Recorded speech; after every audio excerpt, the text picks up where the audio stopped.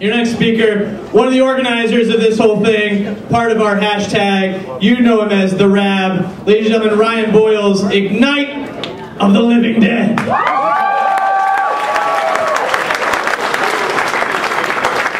All right, how is everybody? How many people know what a zombie is? How many people are afraid of zombies? How many people love zombies? Okay. So, I wanted to start this off with what a zombie is not. Vampires are not scary. We love vampires. We want to be on Team Edward. We want to date Buffy. But zombies are scary. But I want to take you down a little history tour here.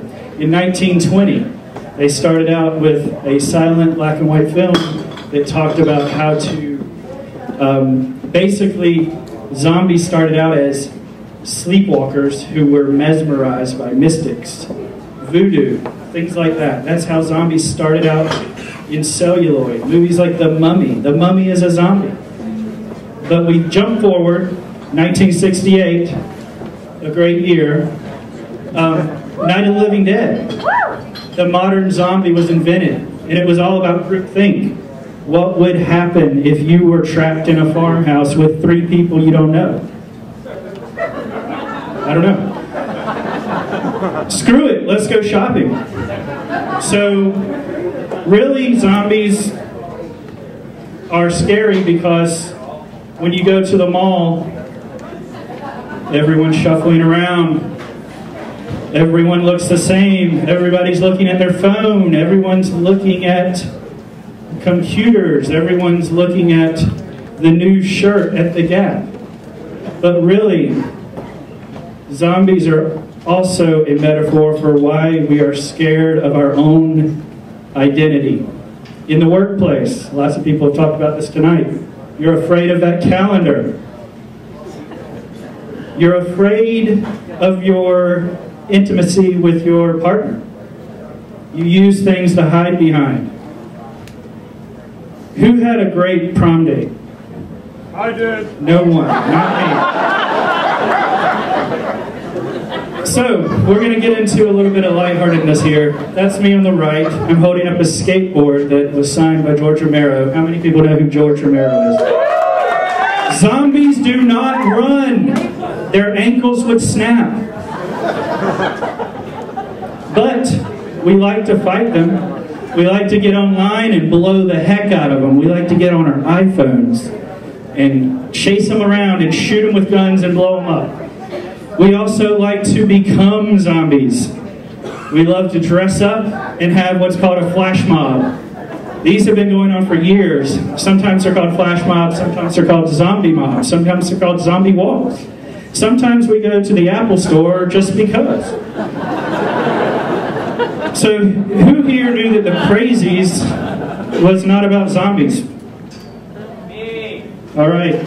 The Crazies is about government bungling. In the 70s, it was all about Vietnam. Today, it's all about terrorism. Moving along. There's pseudoscience. Lots of pseudoscience on the web about zombies. What would happen if you were to crunch a lot of numbers and compute the outbreak of zombieism? Here we go. This is the slide that Lisa Creech-Bledsoe made me put in the deck. What would zombies tweet? They're online. They're on Twitter with the Lost Zombie Network. But that's for you to go figure out if that's your thing. There's some creepy people. So, I'm going to flash back 1 year. I've shown you the celluloid history of zombies. I had a little accident, little boo-boo in Charlotte about a year ago. I was on my way, coincidentally enough, to a zombie festival to meet George Romero. I ran into this guy, Jason Keith. He's become a good friend of mine. He's also active on the Twitterverse. And I talked to George Romero a little bit. He told me 3 things. 1, stay scared. I think that's what he signs on everything, but I'm not sure. Number 2, zombies don't skate. That's what he put on my skateboard. He also put to bed the notion that zombies run. He also said you know what? Take this lame, geeky souvenir that I bought, the zombie survival kit, throw it away and go buy a shotgun. So, if you've seen Zombieland, you can go back and read those rules, but I've missed them. So, I'm going to use lots of the rules of Zombieland with a road trip that I'm going on next week to Austin, Texas. Things like, I don't know, carrot change underwear. So, thank you very much. I hope you learned a little bitty bit about zombies, and hopefully you're not so afraid of them anymore.